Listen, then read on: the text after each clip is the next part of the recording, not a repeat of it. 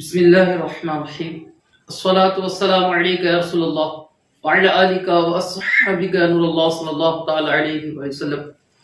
معزز سامعین و ناظرین حضرات، امام عشق و محبت نے ایک بڑی پیاری فکر اور تعلیم دی ہے اور ایک سوچ دی ہے، اور وہ سوچ یہ ہے کہ اے عشاق رسول صلی اللہ تعالی علیہ وآلہ وسلم، آپ اگر دنیا میں کامیابی اور کامرانی چاہتے ہیں تو آپ بادشاہوں کی، شہنشاہوں کی یا دولت مند شہرت مند کی زندگی کی طرف توجہ نہ کرو۔ اگر کامیابی چاہتے ہو تو مدینے والے سرکار جناب محمد مصطفیٰ صلی اللہ علیہ وآلہ وسلم کی زندگی کی طرف توجہ کرو، تو اللہ تبارک و تعالی تمہیں دنیا میں بھی اور آخرت میں بھی کامیابی اور کامرانی عطا فرمائے گا۔ آج ہم کامیابی ڈھونڈنے نکلے ہیں اور کامیابی ہمارے گھر میں ہے، ہم راحت ڈھونڈنے نکلے ہیں اور راحت ہمارے گھر میں موجود ہے، لیکن ہم اس کو سمجھنے کی کوشش نہیں کر رہے، اس پر عمل کرنے کی کوشش نہیں کر رہے۔ آپ کو بتاؤں، معاشرے کے اندر ایسی ایسی بیماریاں جنم لے چکی ہے اور جس پر ہر کوئی عمل کر رہا ہے، اس کو برا بھی نہیں تصور کیا جاتا، اس کو غلط بھی سمجھا نہیں جاتا، بلکہ اس کو فرض اور واجب کے درجے میں لایا جاتا ہے، جس کی وجہ سے نہ جانے کتنے لوگوں کی زندگیاں برباد ہو رہی ہے، کتنے لوگوں کے گھر اجڑ جا رہے ہیں، کتنے لوگوں کی جو ہے تو زندگیاں داؤ پر لگ جا رہی ہیں۔ آپ کہیں کہ وہ کیا چیز ہے؟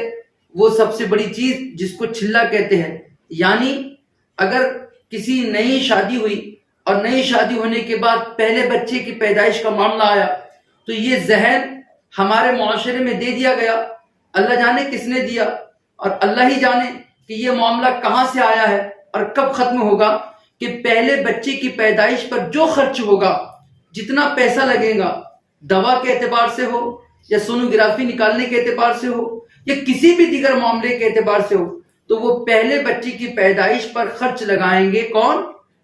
وہ بچے کے نانا اور نانی، ماموں، یہ خرچ لگائیں گے۔ یعنی لڑکی کے میکے والے خرچ نہیں لگائیں گے، بلکہ میکے والے خرچ لگائیں گے، بلکہ سسرال والے خرچ نہ لگائیں گے۔ ذرا سوچنے کی بات ہے بھائی، جب شادی کی جاتی ہے تب کیا کہا جاتا ہے کہ میں نے اس کو بعوض مہر علاوہ نان و نفقہ اور سخنا کے قبول کیا۔ صاحب، یہ بچہ تو تمہارا ہے نا، یہ بچہ تمہارا ہے، بچہ تم پیدا کر رہے ہو اور ظلم کسی اور پہ کر رہے ہو۔ ذرا دل پر ہاتھ رکھ کے سوچو، کیا تعلیمات مصطفیٰ یہی ہے؟ کیا آقا کریم صلی اللہ علیہ وسلم کے صحابہ کی تعلیم یہی ہے؟ یہ ظلم اتنا بڑھ چکا ہے کہ صاحب چھلے کے موقع پر اگر جھولا نہ دیا جائے تو رشتے ٹوٹ جاتے ہیں، چھلے کے موقع پر وہ چاندی کے کڑے نہ دی جائے تو رشتے ٹوٹ جاتے ہیں، ہے نا۔ لڑکی کو برا بھلا کہا جاتا ہے کہ تمہارے والدین کو آپ کے ہمارے بچے سے خوشی نہیں ہے۔ ارے اللہ کے بندے، اپنے بازو میں طاقت پیدا کر، اللہ نے تجھے مرد بنایا ہے، تجھے ہمت والا بنایا ہے، تو کیا کر رہا ہے؟ یہ اس لیے کر رہا ہے کہ شریعت کو ہماری قوم نے پڑھا نہیں ہے، شریعت کی بات ان تک پہنچائی نہیں گئی ہے، یہ بات سمجھائی نہیں گئی ہے کہ بچے کی ذمہ داری باپ پر ہوتی ہے، ماں پر نہیں ہوتی۔ ہم نے تو شریعت کے یہاں تک کے قانون پڑھے ہیں کہ اگر ماں اپنے بچے کو دودھ نہ پلائے اور پلائے بھی اور اس پر جو ہے تو شوہر سے رقم طلب کرے تو اس بچے کے باپ کو اس کی رقم دینا پڑے گی۔ ماں اپنے بیٹے کو اگر دودھ پلائے یا بچے کو اگر دودھ پلائے نا اور اس کے بھی پیسے طلب کرے تو شوہر کو چاہیے کہ وہ پیسے دے۔ اب مجھے بتائیں کہ بچہ پیدا ہو رہا ہے، اس کے جناب والا پورے دوا کے پیسے جو ہے تو لڑکی کے ماں باپ پے کر رہے ہیں، بتائیں یہ ظلم نہیں ہے؟ ہاں، اگر وہ خوشی سے کر رہے ہیں، اگر وہ خوشی سے کر رہے ہیں تو پھر ایک بچے کی کیا تخصیص؟ پھر وہ 4-5 جتنے بچے پیدا ہو رہے ہیں سب کے جو ہے تو خوشی سے کرتے رہے، سب کے دوا خانے کرتے رہے، سب کے جو ہے تو جناب والا ناز اور نخرے اٹھاتے رہے، اس میں کوئی دو رائے نہیں ہے۔ لیکن اپنے طرف سے کچھ کہنا کہ نہیں بھائی پہلا بچہ ہے، آپ کو اپنی بیٹی لے جانا پڑے گا اور تمام چیزیں، پھر جان کی جوخم بھی تم کو ہی ہے، اگر کچھ کم زیادہ ہو جاتا تو ہم ہی خود کہیں گے۔ ارے یہ تو عجیب مسئلہ ہے صاحب، ہے نا، الٹا چور کوتوال کو ڈانٹے والی بات چل رہی ہے اور اس پہ کوئی بولنے کے لیے تیار نہیں۔ کبھی آپ نے جمعے کے بیان میں اس کے حوالے سے نہیں سنا ہوگا کبھی اسٹیج پر آپ نے اس کے حوالے سے نہیں سنا ہوگا، غوث اعظم کی کرامت بتانے والوں اپنی قوم کے اندر سے یہ بے حیائی بھی نکالو، اپنے قوم کے اندر سے یہ بری عادتیں بھی نکالو۔ یہ کتنی بری عادت ہے بھائی، آپ نے نہیں دیکھا ہوگا، میں نے دیکھا ہوں کہ کئی رشتے ٹوٹ چکے ہیں، کئی رشتے سڑے ہوئے جھولے کی وجہ سے۔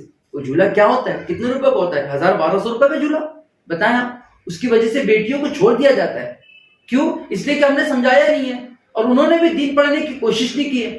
دین میں یہ باتوں کی جناب والا کہیں سے کہیں اجازت نہیں ہے کہ آپ جھولے کی وجہ سے یا وہ چاندی کے کنگن کی وجہ سے یا جناب والا تھوڑی سی عزت یا کپڑوں کی وجہ سے اپنی بیوی کی زندگی برباد کر دو، اپنے بچوں کی زندگی برباد کر دو۔ یہ بالکل نہیں ہے۔ اور جو لوگ ایسا کر رہے ہیں، اچھا اس میں پڑھے لکھے لوگ بھی شامل ہیں، ماسٹر یہ کر رہے ہیں، ڈاکٹر یہ کر رہے ہیں، ہاں پڑھے لکھے جو اپنے آپ کو صاحب امام صاحب کہتے ہیں، حافظ صاحب کہتے ہیں، ان کے گھر کا بھی یہی معاملہ ہے۔ بڑا دکھ ہوتا ہے صاحب، بڑا دکھ ہوتا ہے۔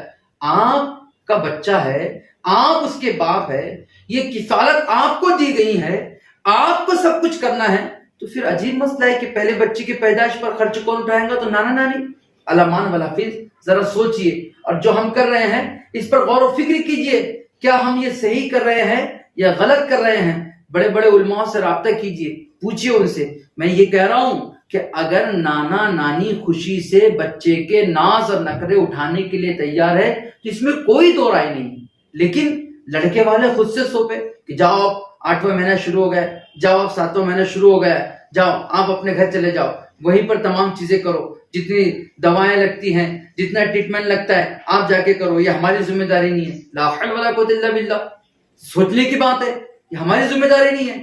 بچے پیدا کریں گے آپ اور ذمہ داری اٹھائے گا کوئی اور؟ بھائی ہوش کے ناخن لے، ہم اپنی مرضی سے زندگی گزارنے والے لوگوں میں سے نہیں، ہم آقا کریم صلی اللہ علیہ وسلم کے نقش قدم پر چل کے زندگی گزارنے والے لوگوں میں سے ہے۔ ہم کو اللہ تبارک و تعالیٰ نے ایمان والوں میں رکھا ہے، اور ایمان والے اپنی طبیعت کے مطابق زندگی نہیں گزارتے، شریعت کے مطابق زندگی گزارتے، مصطفیٰ کے فرمان کے مطابق زندگی گزارتے۔ کسی پر ظلم و ستم ڈھا کر زندگی گزارنے والے ایمان والے نہیں ہو سکتے۔ وہ ظالم تو ہو سکتے ہیں لیکن مومن نہیں ہو سکتے، اور اگر مومن ہم کو بننا ہے تو صاحب یہ ظلم چھوڑنا ہوگا، یہ ظلم کا ہمارے معاشرے سے نکالنا ہوگا، یہ ظلم کے خلاف آواز بلند کرنا ہوگا، اور سب کو بولنا ہوگا کہ بھائی آج کے بعد سے کوئی بھی لڑکا اپنے گھر کی پہلی ڈیلیوری اپنے جو ہے تو سسرال میں نہ کروائے، اپنے گھر میں کروائے۔ تمہیں معلوم ہے پہلا بچہ، اور جن کے گھر اولاد نہیں ہے پوچھو ان سے وہ اولاد کے لیے کتنے تڑپ رہے، اور آپ کو اللہ تعالیٰ نے نعمت دی ہے، برکت دی ہے، آپ کے گھر کے اندر بڑی نعمت نازل کی ہے، اور آپ اس نعمت کی قدر نہیں جان رہے۔ اپنے گھر میں بچہ پیدا ہونا آپ اس کو برا سمجھ رہے ہو۔ یہ کون سے مذہب میں جی رہے ہو بھائی آپ؟ کہاں کا طریقہ ہے یہ طریقہ اسلام کا نہیں ہے جو تم سوچ رہے ہو۔ اسلام کا طریقہ تو یہ ہے کہ پورے گھر والے خوش ہو، اور خوشی سے جو ہے تو اس کے جناب والا تمام حقوق کو ادا کیا جائے۔ اللہ تبارک و تعالی ہمیں سوچ میں زیادہ عمل کرنے کی توفیق فراہم